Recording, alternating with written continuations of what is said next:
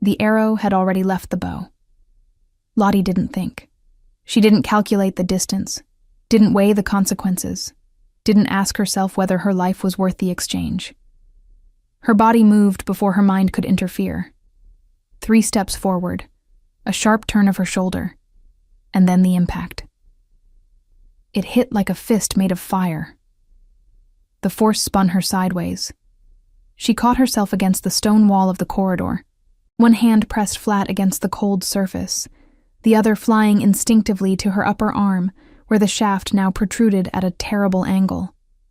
The pain arrived a half-second later, a deep, searing pull that radiated down to her fingertips and up into her jaw. Around her, the great hall erupted. Guards shouted, steel scraped against scabbards, boots thundered across the flagstone floor. Someone screamed, one of the serving girls near the kitchen archway, and the sound bounced off the high vaulted ceiling, like a stone thrown into a well. And in the center of all of it stood Dominic Voss, Alpha King of the Northern Territories, utterly still. He was looking at her, not at the chaos, not at the guards now pinning a cloaked figure to the ground near the far window, not at the broken bough lying in 2 pieces beside an overturned wine cart. He was looking at her, at Lottie, with an expression she had never seen on his face in the 8 months she had served in this castle. She had seen him cold. She had seen him commanding, severe, and once, during the treaty negotiations, quietly furious in a way that made the stone walls themselves seem to hold their breath. She had never seen him look like this. Like he didn't know what to do. "Someone get the physician," he said. His voice was low, but it cut through the noise the way a blade cuts through cloth. Clean, immediate, final. The hall went half silent. Now, Lottie tried to straighten. It was a mistake. The movement shifted the arrow, and the pain sharpened into something that made her vision blur at the edges. She pressed harder against the wall and focused on breathing. Slow, even. The way her mother had taught her when she was a child, sitting through long winters with an empty stomach. Breathe. Just breathe. Don't fall down in front of him. The Alpha King crossed the room in 7 strides. He was taller than she always remembered. That was the strange thing about Dominic Voss. You could stand 3 feet from him during morning service, pouring his tea with steady hands, and still somehow be surprised each time by the sheer breadth of his shoulders, the way his presence seemed to occupy more space than his body actually required. He wore a dark coat tonight, deep charcoal with silver clasps, and there was a slight tension in his jaw that she had learned, over many months of quiet observation, meant he was containing something larger than he intended to show. He stopped in front of her. Up close, his eyes were the color of storm-washed steel, gray with something darker underneath, like deep water. "Why did you do that?" he said. It wasn't quite a question. Lottie blinked. The pain in her arm was enormous now, a living, breathing thing pressing against the inside of her skin. "The arrow was going to hit you, my lord." "I know what the arrow was going to do." He took 1 step closer. The nearest torch threw half his face into shadow. "Why did you move?" She opened her mouth, closed it. There was no good answer to that question. Not one she could give him here, in front of a hall still vibrating with fear, and the sound of the assassin being dragged away.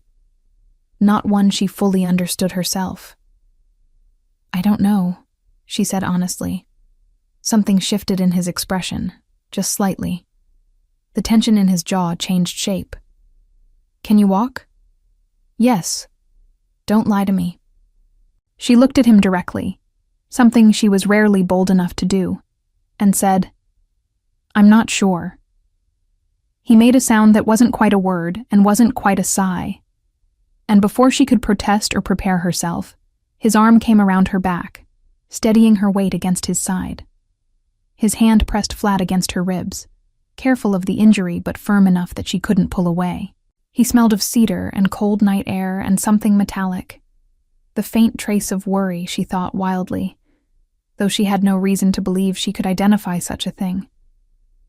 "Come," he said quietly. They took her to the physician's room, which was warm and smelled of dried herbs and beeswax candles burned low. His name was Perrin, a thin, gray-haired man with careful hands and the unflappable demeanor of someone who had spent 40 years patching up wolf shifters and had run out of capacity for surprise. Dominic didn't leave. Lottie noticed this while Perrin worked, cutting away the sleeve of her linen uniform, cleaning the wound with something that smelled of pine and stung like judgment, murmuring quietly to himself as he assessed the damage. The Alpha King stood near the door with his arms crossed and his eyes on the floor, and Lottie had the strange, disorienting sensation of being watched even by someone who was deliberately not watching her. "Clean through the muscle," Perrin announced. "No bone. She's fortunate." He glanced at her with something that might have been approval. Steady hands for someone who just took an arrow. "I've had worse," Lottie said. Both men looked at her. She hadn't meant to say it out loud. "What does that mean?" Dominic said. His voice was careful in a way that felt deliberate.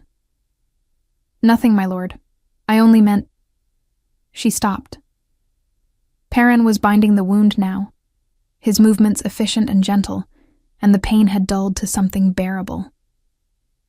"It's nothing." Dominic pushed off the wall. He moved to the single wooden chair beside the workbench and sat, forearms resting on his knees, posture that of a man who had decided he was not going anywhere. In the candlelight, he looked younger than he did in the great hall, or perhaps just more human. The silver clasps on his coat caught the flame. "Your name is Lottie," he said. "Yes, my lord." "You've served in this castle for 8 months. 8 months and 12 days. The corner of his mouth moved. She couldn't tell if it was almost a smile or almost something else. "You've never spoken more than 6 words to me directly." "That's not true," she said before she could stop herself. "I've spoken 11, on 3 separate occasions." This time it was definitely almost a smile. "You've been counting." "I remember things." Perrin tied off the bandage with a precise knot and stepped back, wiping his hands on a cloth. He looked between the two of them with the mild, incurious expression of a man who had also learned, after 40 years, when a room wanted him to leave. "She'll need rest," he said, addressing Dominic. "No use of that arm for at least a week. I'll send something for the pain."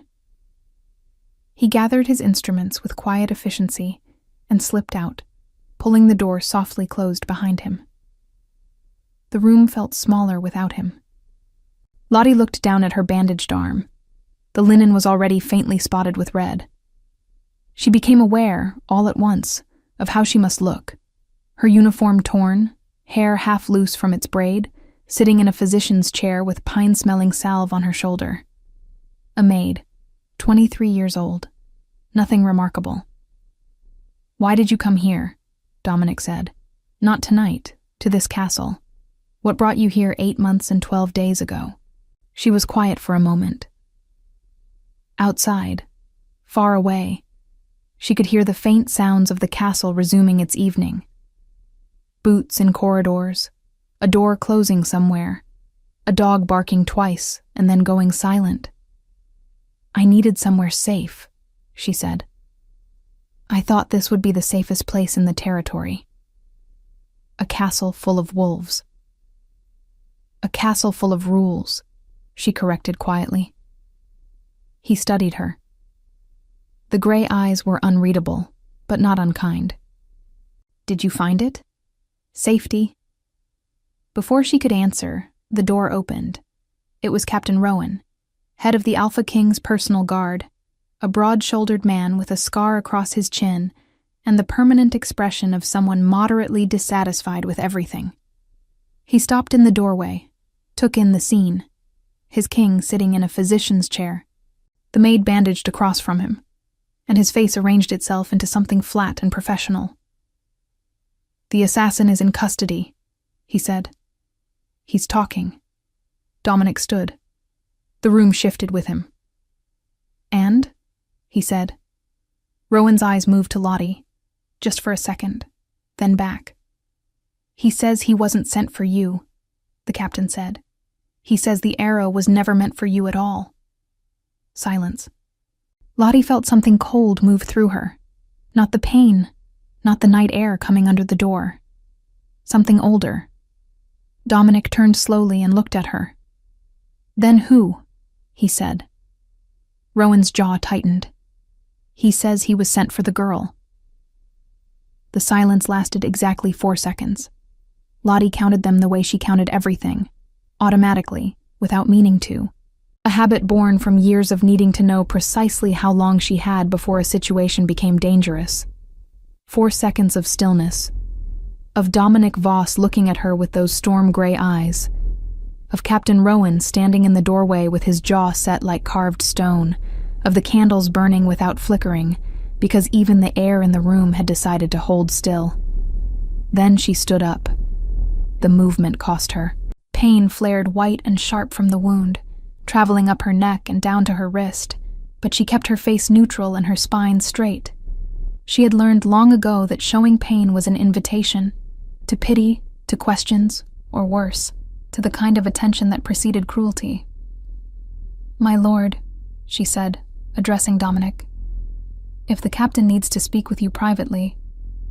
"Sit down, Lottie." It wasn't cruel. It wasn't even particularly commanding.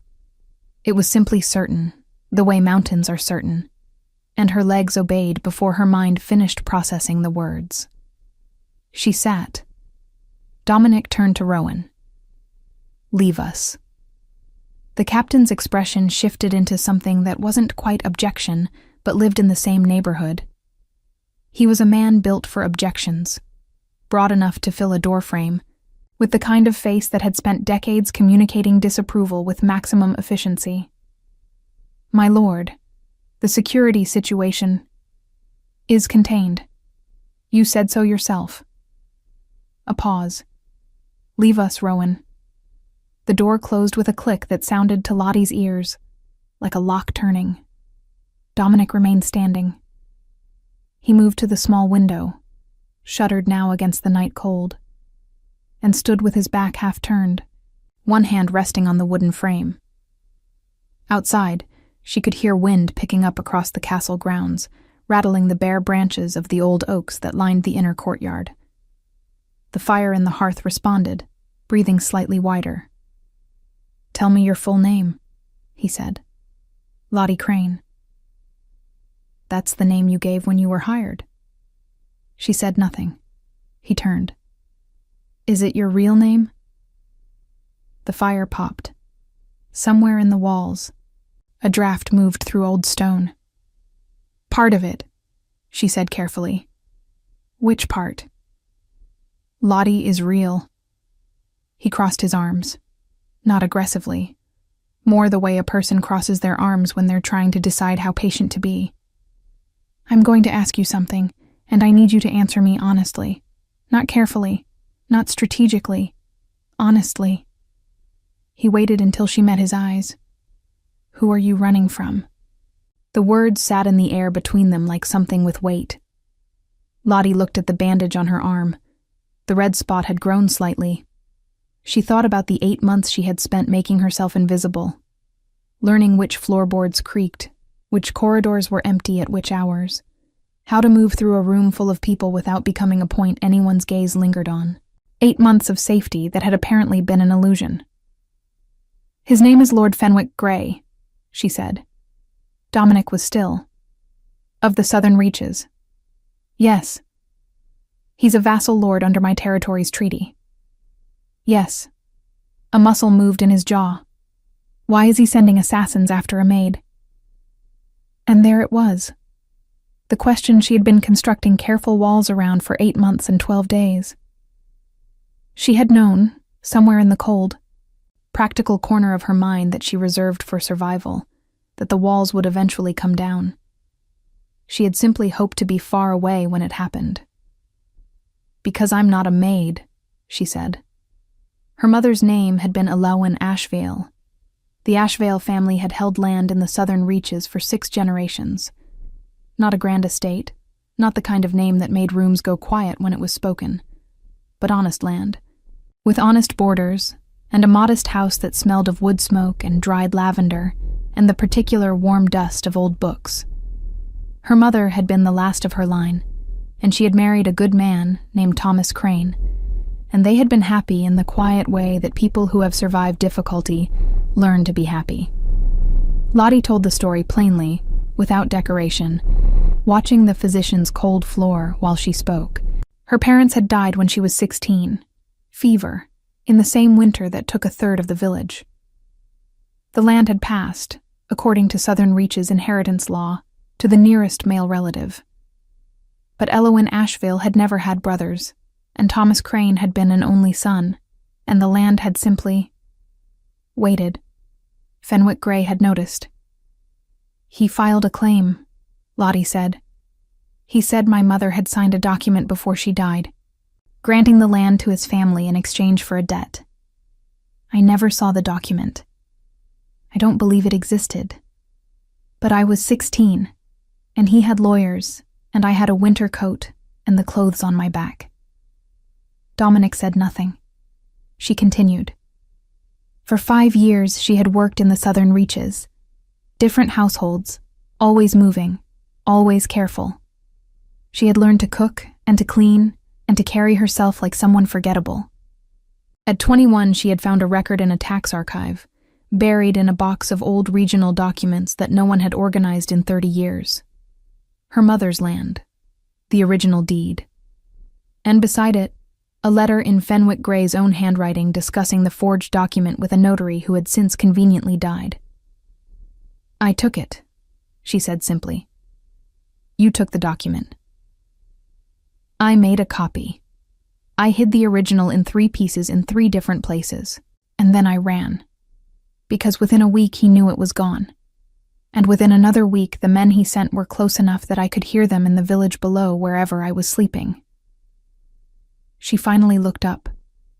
Dominic had moved without her noticing. He was closer now, standing near the hearth, the firelight catching the silver in his coat and the hard line of his expression. He was looking at her the way she had seen him look at maps before a difficult decision, like he was committing every detail to memory. "You came here," he said. "The castle employs without letters of reference for lower staff. It's inside territorial law, which means Fenwick Gray can't send private men without your knowledge. And you—" She stopped herself. "And I what?" She looked at the fire. "People say you're just, that you follow the law, even when it's inconvenient." The silence that followed was different from the earlier ones. Softer somehow. "Where is the copy of the document now?" he said. "Hidden. In this castle?" "Yes." He exhaled slowly, not frustration, more the sound of a man recalculating. "And the original, in pieces?" "1 piece in the southern reaches, 1 in the eastern market town. 1 somewhere only I know." Something crossed his face that she couldn't name. He turned away from her, back toward the window, and she watched the tension in his shoulders, the slight shift of his weight, the way his hand pressed briefly against the shutter as if testing its solidity.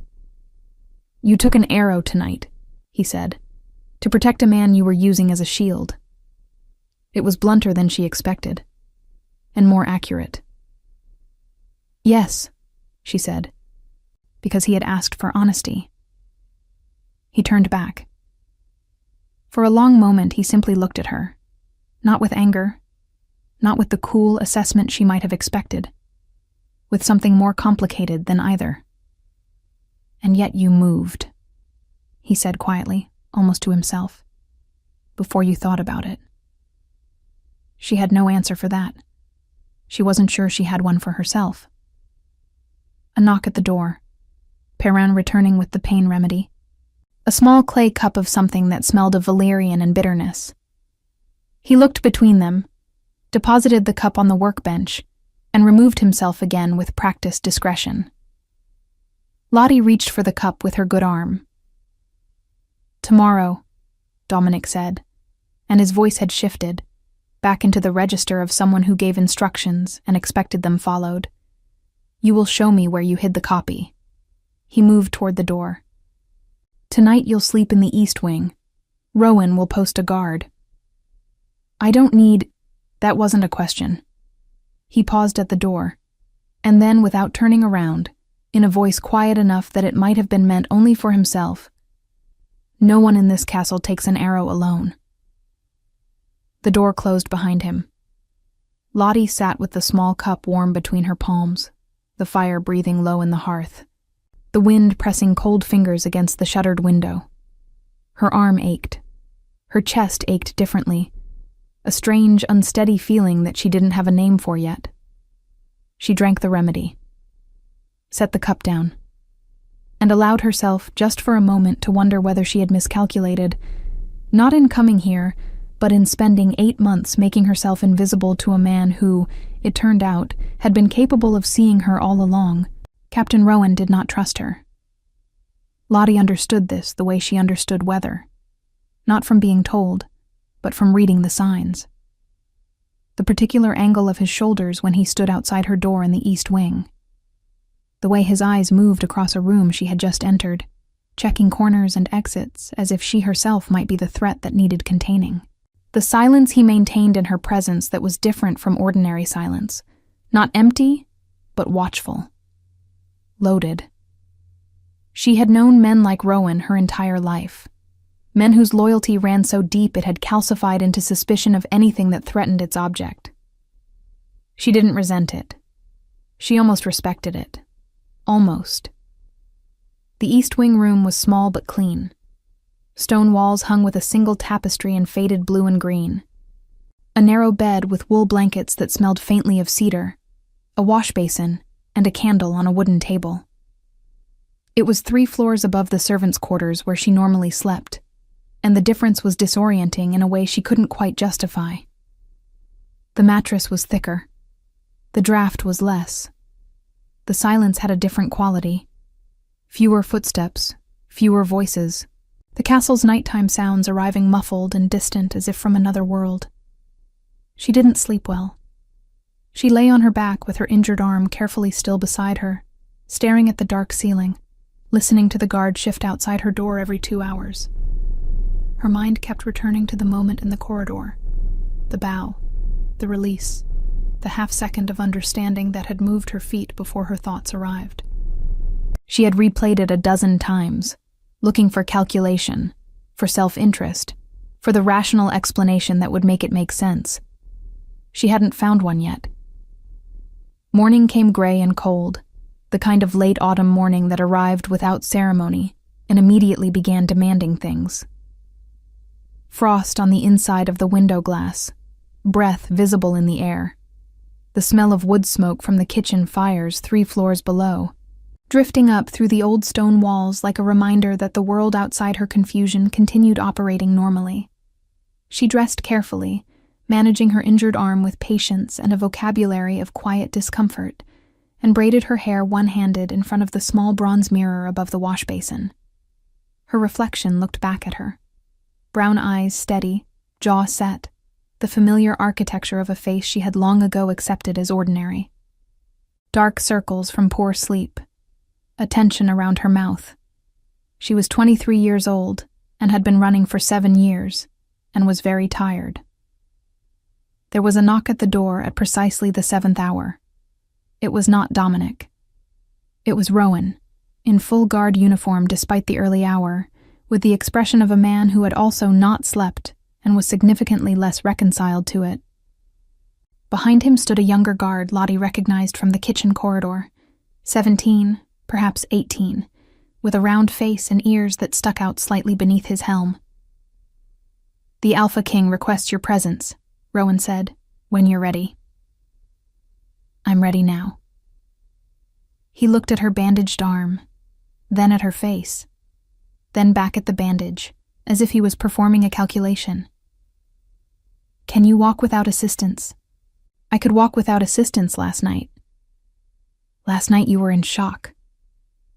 "I've been in shock before," she said. It doesn't affect my legs." He held her gaze for a moment, with the flat, evaluating look of a man who had developed excellent instincts and was currently choosing whether to trust them. Then he stepped aside. They walked in silence through corridors that smelled of morning. Cold stone, the faint ghost of last night's torch smoke, and somewhere nearby, bread baking. The castle was waking around them, servants moving with the particular efficient quiet of people trained to be invisible. Lottie recognized several of them. Women she had worked beside in the kitchen, a boy who hauled wood to the upper floors, an older man who polished the corridor floors with a methodical patience she had always found oddly comforting. They watched her pass with careful, neutral faces. She understood what they were thinking. A maid, in the East Wing. Being escorted by the captain. After last night. The story would be halfway around the castle before mid-morning, wearing different shapes by the time it arrived in the lower kitchens. Rowan opened a door near the end of the north corridor, a small study she had entered only twice before to deliver morning correspondence. Inside. A fire already burning, a wooden desk covered in maps and bound documents, 2 chairs, and Dominic Voss standing at the window with a cup of something steaming, still wearing last night's coat. He turned when they entered. "Thank you, Rowan," he said. Rowan didn't move immediately. "My lord, with respect, I should remain."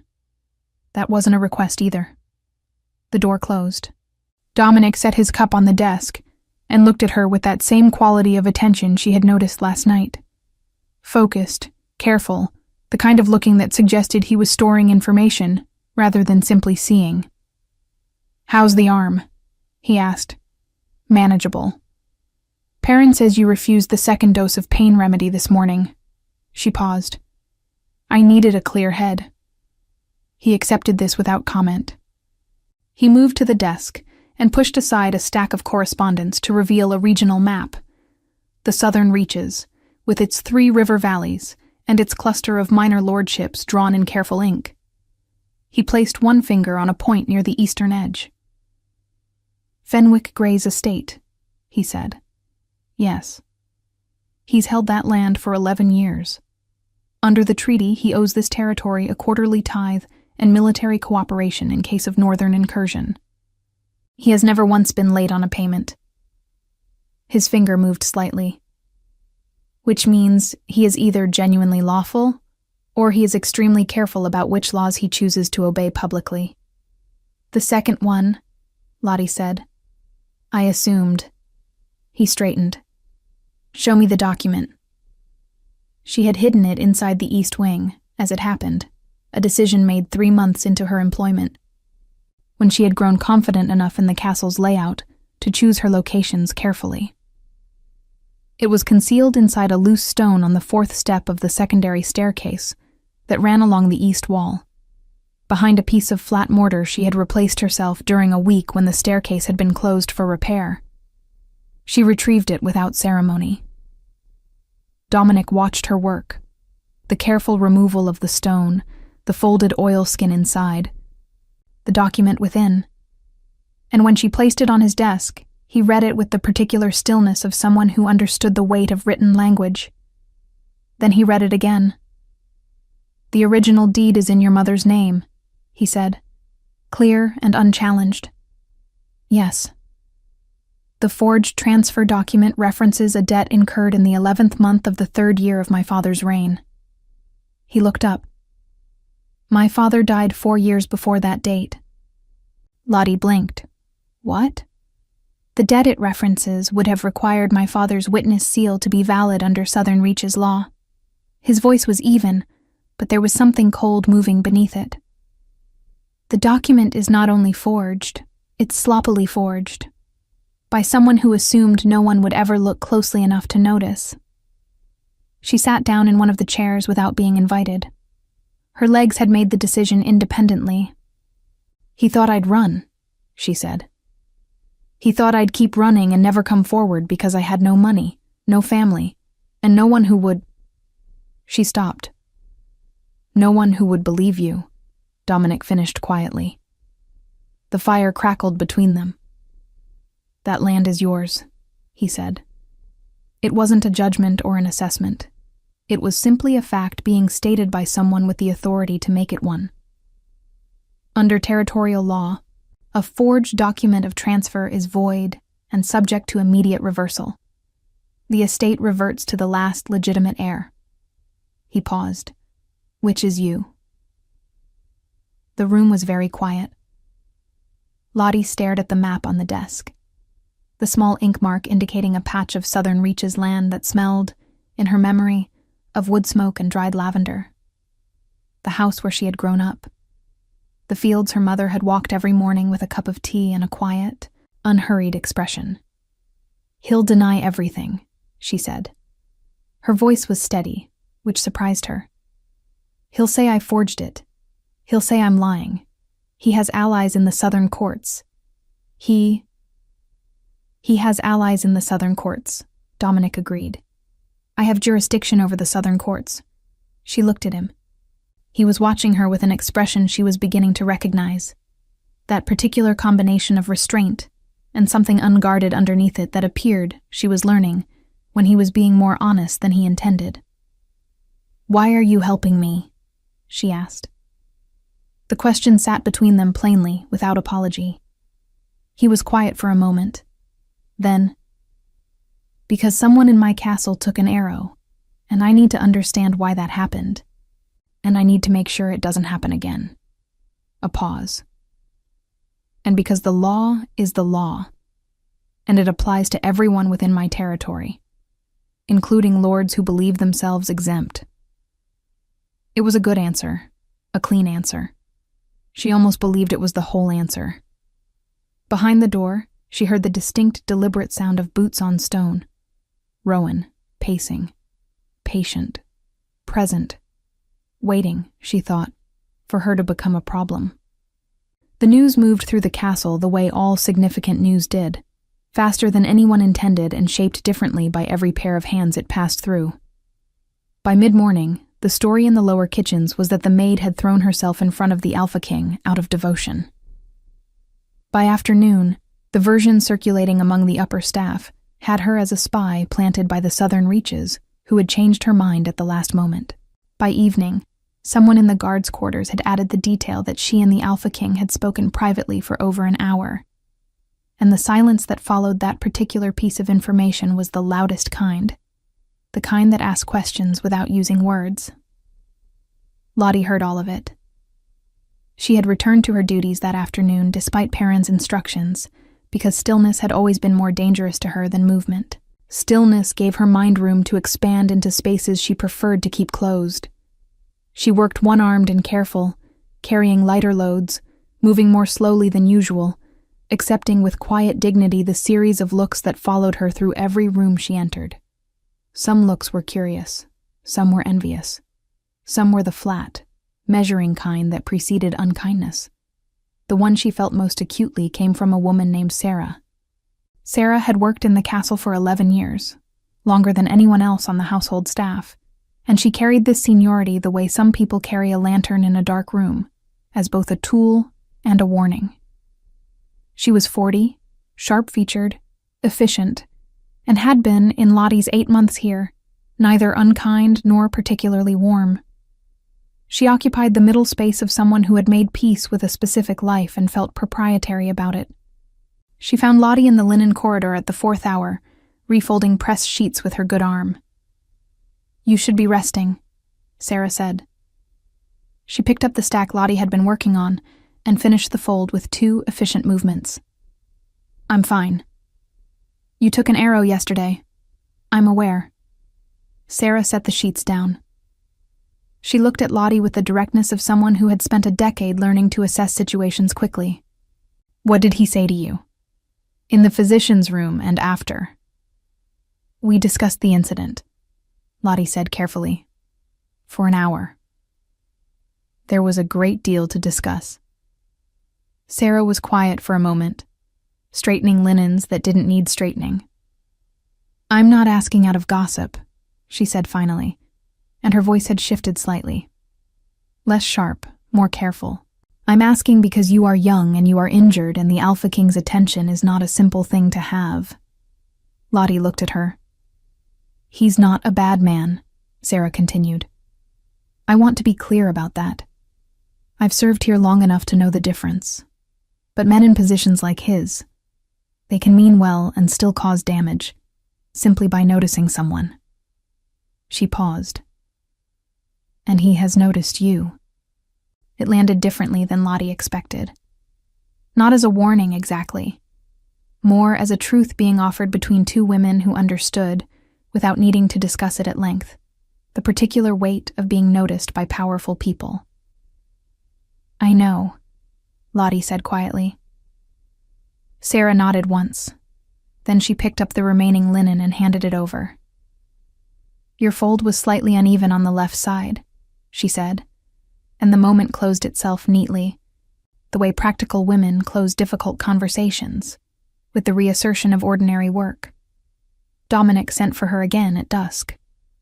This time, the message came through Rowan, who delivered it with the precision of a man who had decided to be professionally neutral about the entire situation. He led her not to the north study, but to a different room, larger, with high windows and a long table currently covered in documents, 2 candelabras burning at either end. A room for working, not for receiving guests. 2 other people were present. One was a man she didn't recognize, middle-aged, in a gray traveling coat still dusty from the road, with the careful posture and ink-stained fingers of a legal clerk. He stood near the far window holding a bound document and studying it with the absorbed expression of a man who communicates most comfortably with paper. The other was a woman. She sat at the table's edge with her arms crossed and her boots crossed at the ankle, wearing a dark green riding coat and the expression of someone who had been pulled from something more interesting to attend this meeting. She was perhaps 30, with close-cropped dark hair and eyes that moved around the room with the quick efficiency of someone trained to assess threats. She looked at Lottie when she entered with an expression that was not Rowan's suspicion. It was something more like appraisal, interested and unimpressed simultaneously. This is Mira, Dominic said from the head of the table, where he stood with both hands flat on the wood. She investigates legal disputes on behalf of this territory. And this is Aldwin, who is the most thorough legal archivist I have ever worked with. He gestured to the clerk, who looked up briefly and then returned to his document. I've asked them both here, because what you brought me this morning is not a simple matter, and I want it handled correctly. Lottie stepped further into the room. You've already started the process. I started it this morning. He looked at her steadily.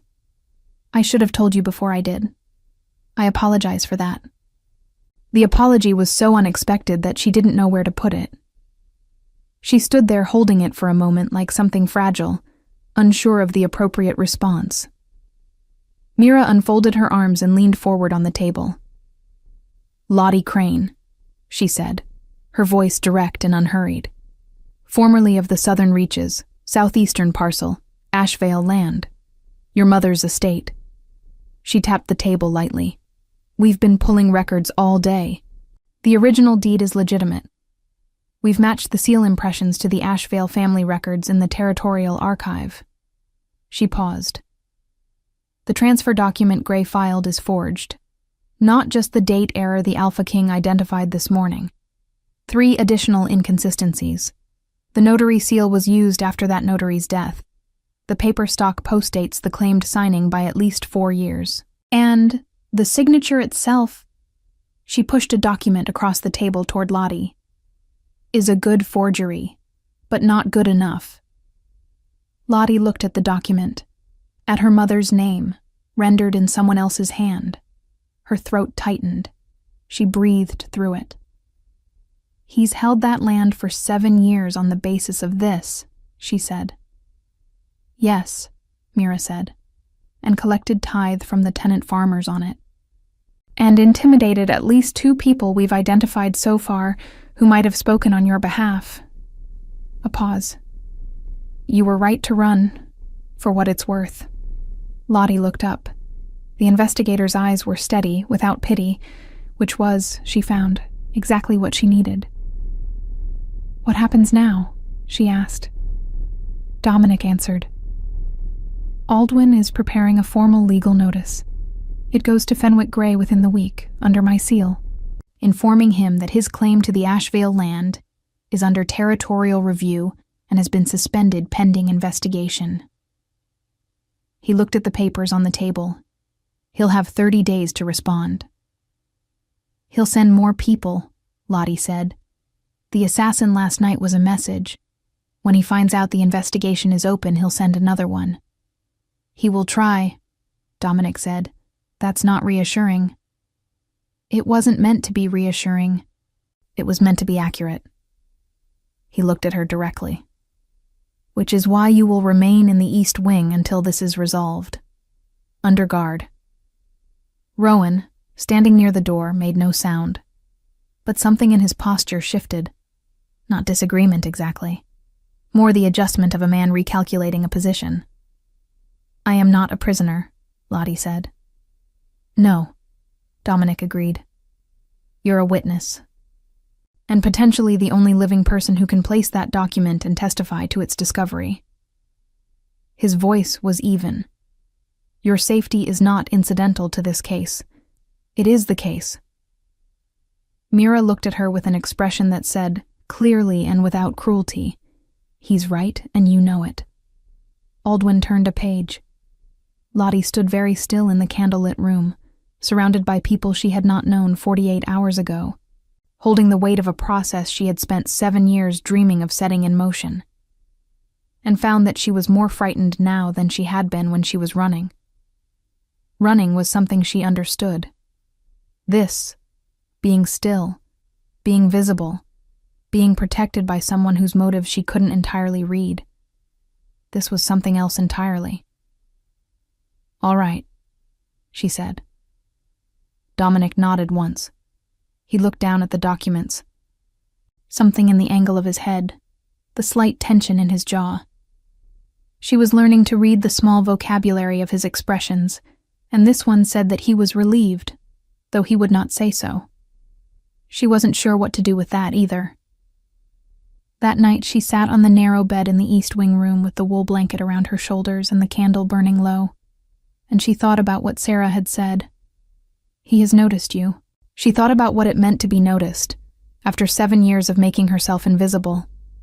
She thought about the arrow, about the half-second before impact, about the way her body had moved without consulting her mind toward a man she had observed for 8 months from a careful distance, whose profile she had memorized without meaning to, whose voice she had learned to identify from 3 corridors away. She pressed the back of her hand to her mouth.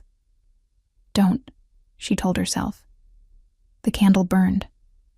Outside, the guard shifted. The wind moved through the courtyard.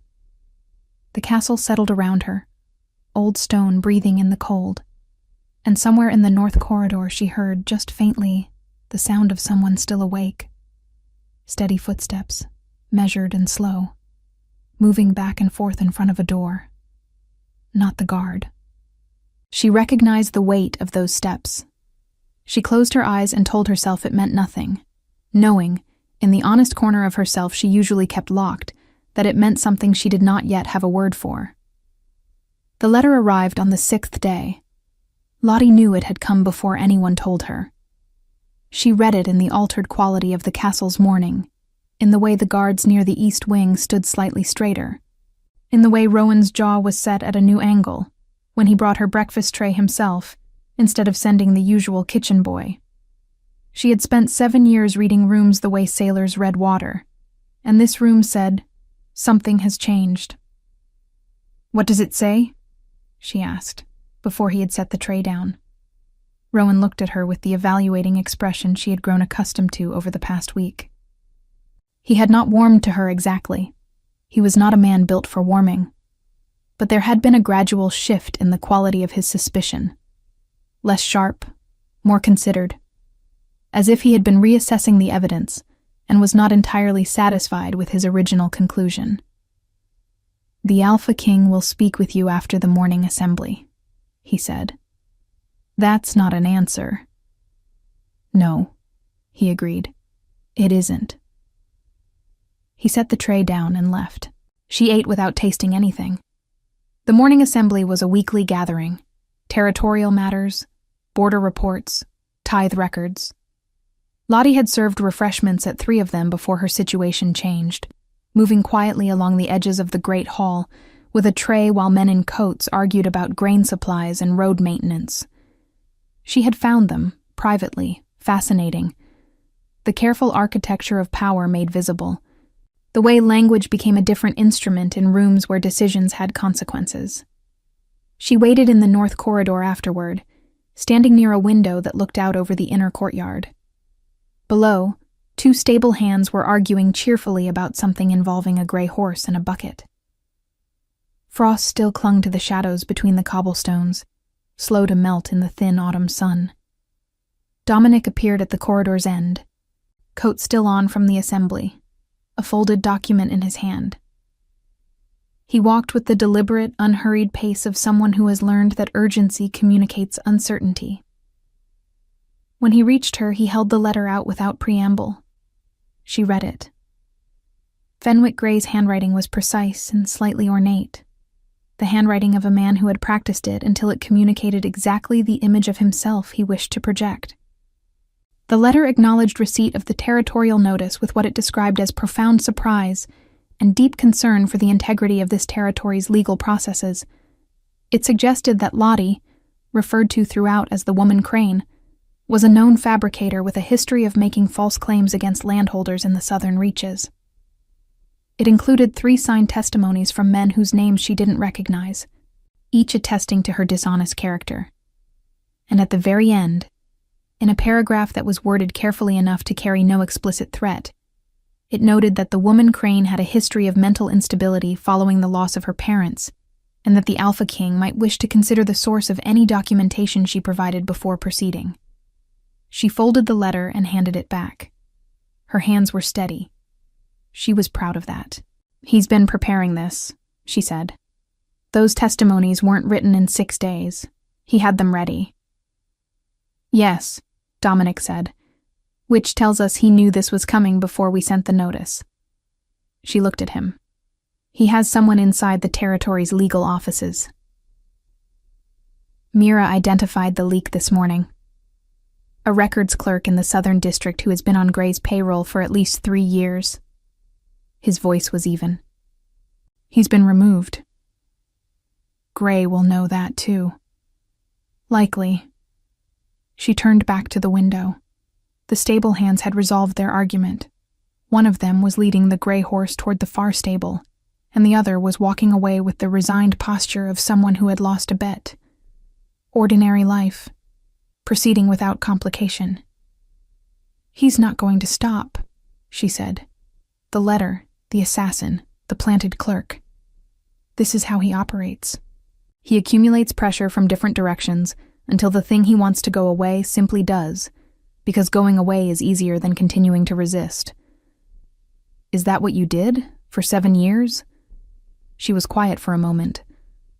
"I didn't go away. I stayed small. There's a difference." Dominic turned to lean against the wall beside the window, arms crossed, close enough that she could see the faint lines of tiredness around his eyes. He had been sleeping poorly.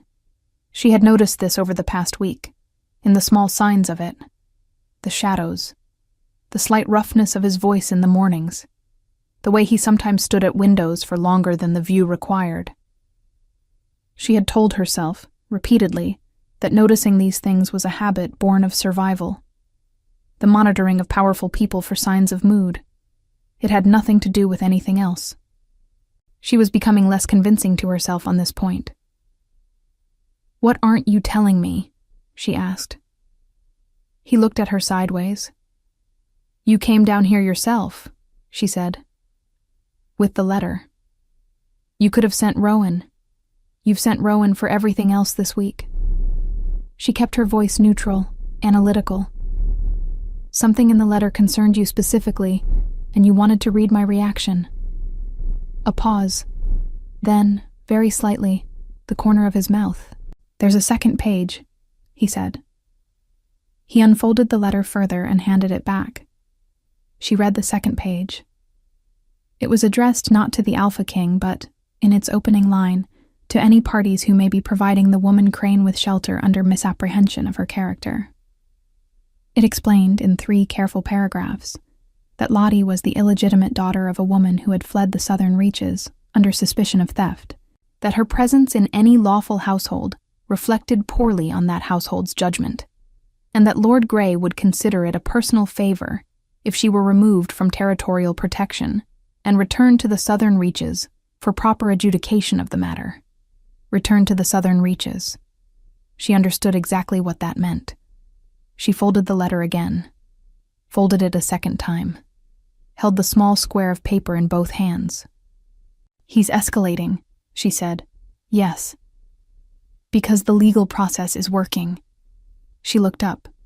If the case were weak, he wouldn't be this afraid. Something moved in Dominic's expression, the same thing she had been seeing for days, that quality of something unguarded beneath the control. "No," he agreed. "He wouldn't." "What will you do?" "I've already done it." He took the letter back and folded it into his coat. "I sent a response this morning, before I came to find you. Under my personal seal, not the territory's administrative one." A pause. "The personal seal carries different weight." "What did it say?" He was quiet for a moment. The thin autumn sun moved through the window, catching the silver on his coat, the hard, clean line of his jaw. "It said that the woman Crane is under my direct protection," he said. "That any further attempts to interfere with her person or this investigation will be treated as a direct challenge to my authority." He paused.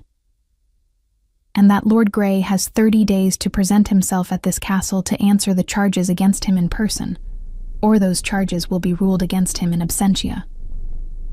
The corridor was very quiet. "You've made yourself a party to this," she said.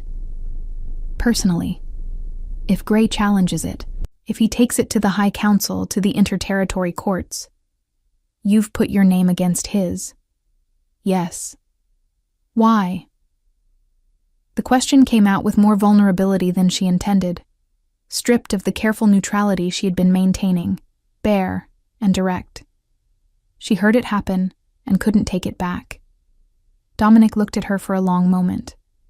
The tiredness around his eyes, the precise, deliberate way he held himself, the permanent, slight tension of a man who had spent years being the fixed point that everything else revolved around. "My father was not a good Alpha King," he said. It came out quietly, without particular emotion, the way old facts sometimes do. Not because they don't matter, but because they have been handled so many times they have worn smooth. He was not cruel exactly, but he was negligent. He allowed men like Grey to build their positions because it was easier than examining them. He let small injustices persist because they didn't rise to the level that required him to act. A pause. "I've spent 12 years correcting what I could. This," he glanced toward the window, toward nothing in particular. "This is not complicated. A woman's land was stolen from her by a forged document. The law is clear. The evidence is clear." He looked at her directly. The only question was whether anyone with the authority to act would choose to. The words landed in the space between them and stayed there. Lottie looked at the frost shadow patterns on the courtyard stones below, thought about the house that smelled of wood smoke and lavender, thought about her mother walking the fields in the morning, thought about 7 years of small rooms and careful invisibility and the permanent low-level exhaustion of surviving. "I don't know how to accept help," she said. It was one of the more honest things she had ever said to another person. "I know," Dominic said. "I've noticed." She laughed. It came out unexpected, small and genuine, and she pressed her fingers briefly to her mouth as if she could put it back. When she looked at him, he was watching her with an expression that was completely unguarded, just for a second, open and careful, and something she recognized from the mirror on her best mornings, when she let herself want things. Then his expression reassembled, professional, measured. "Mira needs your formal testimony this afternoon," he said. "And Aldwin wants to review the original document in the 3-piece hiding locations. He'll need you to retrieve the sections when you're ready." "I can do that. Arm permitting." "The arm is fine." He gave her the look, the one that meant, "Don't lie to me." And she gave him the look back that meant, "I know my own body," and the small exchange happened in complete silence and somehow said everything. He walked back toward the assembly hall. She watched him go. The deliberate pace, the straight back, the way the morning light fell across his shoulders. Behind her, from around the corridor's corner, she heard the distinct sound of a boot shifting on stone. She turned. Rowan stood there with his arms crossed, and the expression of a man who had been present for the entire conversation and was in the process of significantly revising a position. He met her eyes. He didn't say anything. But the quality of his silence had changed entirely. The formal testimony took 2 hours. Mira asked clean, direct questions and wrote the answers in a rapid, precise hand that moved across the page like it had places to be. She didn't offer sympathy or commentary. She was professional in a way that felt, paradoxically, more respectful than softness would have. At the end, she set her pen down and looked at Lottie directly. "For what it's worth," she said, "in 14 years of this work, I have seen a dozen cases like yours. Women with legitimate claims, legitimate documents, legitimate histories, and no one willing to look." She paused. "This one will be different." "How do you know?" Mira glanced toward the door, toward the direction of the north corridor, of the assembly hall, of the Alpha King who had sent a response under his personal seal that morning. "Because the right person decided to pay attention," she said simply. Lottie looked at her hands, the bandage on her arm, the ink stain on her left thumb from signing the testimony. She thought about an arrow in flight, about 3 steps forward, about the body knowing something the mind takes longer to understand. "Yes," she said quietly. "He did." Fenwick Gray came on the 28th day. He did not come humbly. He arrived with 6 riders, a private legal counsel, and the particular bearing of a man who had spent decades confusing wealth with invulnerability. His coat was expensive, dark wool with brass buttons, the kind of coat that announced its own importance. He was perhaps 55, with silver-streaked hair, and a face that had once been handsome, and had since arranged itself into something harder. Lottie watched him arrive from the east wing window. She had been expecting fear. She had rehearsed this moment in her mind for 7 years. The face of the man who had taken everything from her, who had turned her into someone who counted footsteps and memorized exits and flinched at unexpected sounds. She had expected her hands to shake. They didn't. What she felt instead was something quieter, a kind of settling. The particular stillness of a person who has been running for a very long time and has finally stopped moving and found that the ground beneath their feet is solid. The hearing was held in the Great Hall. Aldwin had arranged the documents with architectural precision across the main table. The original deed, the forged transfer, the matching seal records, the dated paper stock analysis, the deceased notary's death certificate placed deliberately beside his supposedly later affixed seal. Each piece of evidence laid out with the cold, irrefutable patience of truth that has been waiting a long time to be read aloud. Gray's legal counsel spoke first, at length, with considerable confidence. He used words like fabrication and unstable provenance and malicious misrepresentation. He referred to Lottie 3 times as this woman with an inflection that meant something else. He was skilled, persuasive even, in the abstract way that skilled arguers sometimes are. Dominic let him finish. Then Aldwin spoke for 11 minutes. He did not raise his voice once. He simply read, date by date, seal by seal, discrepancy by discrepancy, in the methodical tone of a man who has spent 40 years understanding that facts, properly arranged, do not require embellishment. The notary had died in the spring. The seal impression on the forged document had been made the following autumn.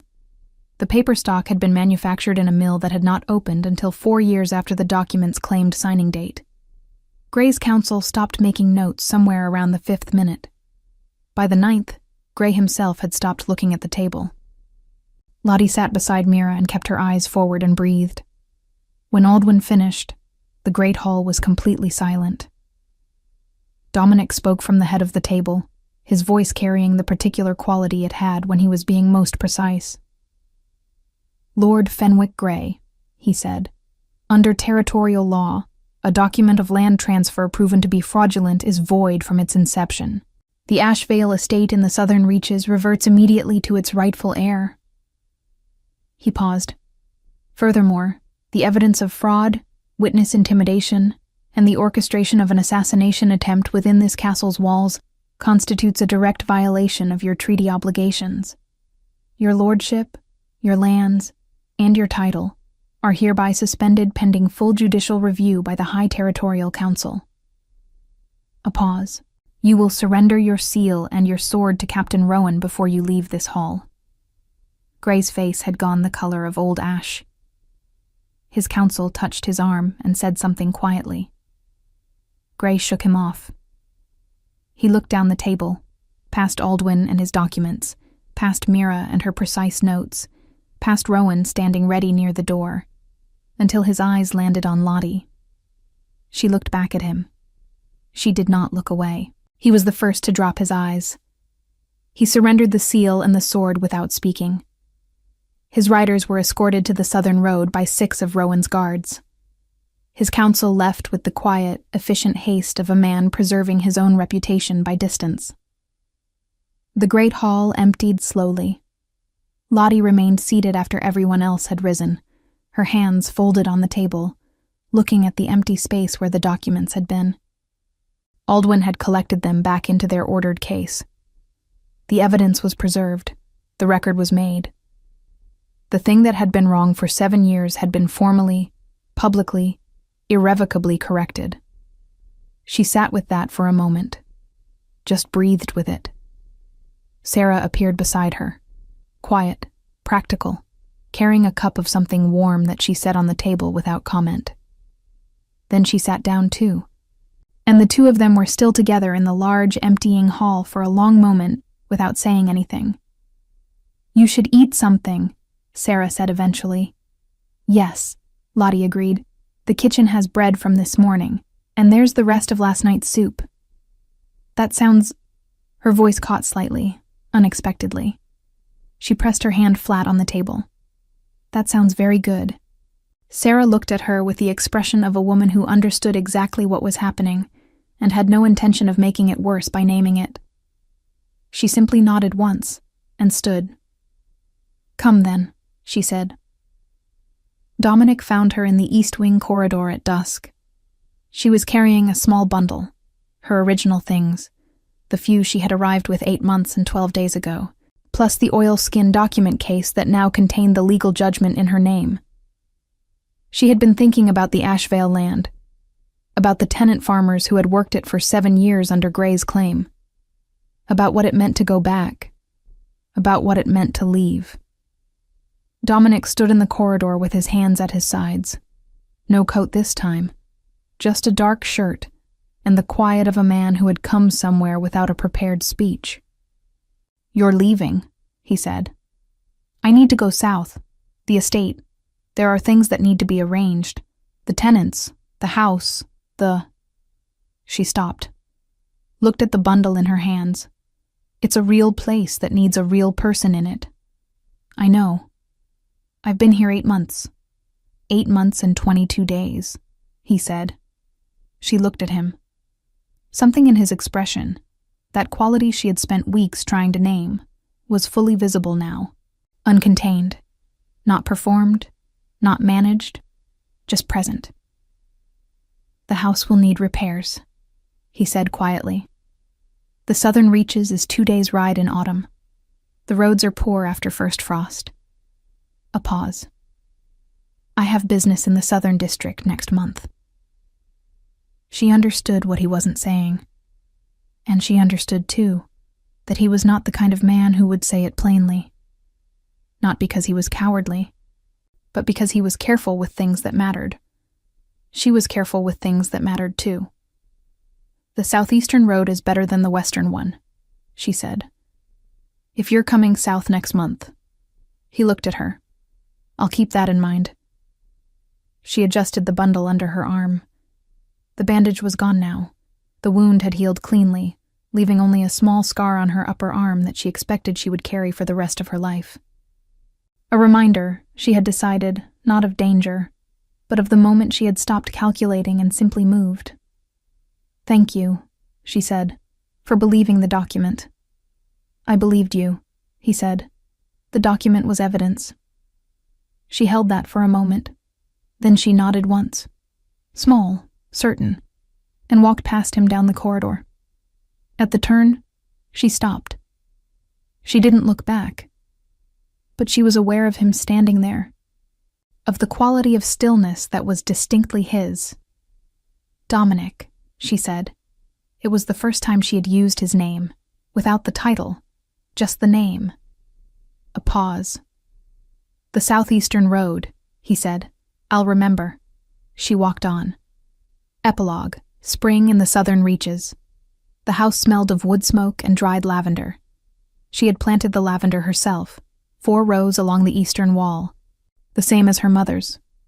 And it had survived the winter under straw mulch and emerged in spring with the particular stubbornness of things that have been waiting patiently for the right conditions. The fields were tended.